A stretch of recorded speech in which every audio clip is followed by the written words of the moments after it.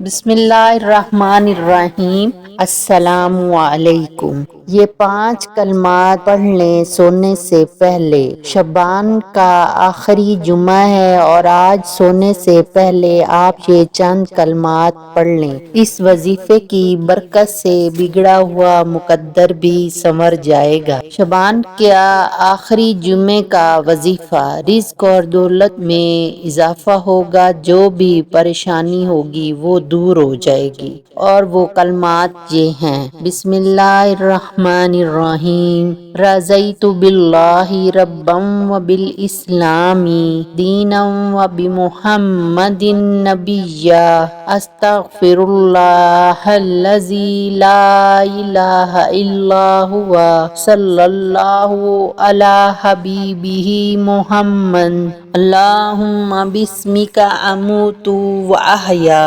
اللہم اغفر لی ذنبی۔ اے میرے رب، مجھے تنہا نہ چھوڑ، تیرے سوا میرا اور کوئی سہارا نہیں۔ مجھے دکھوں سے نجات دے اور مجھے صبر سے جینا سکھا دے۔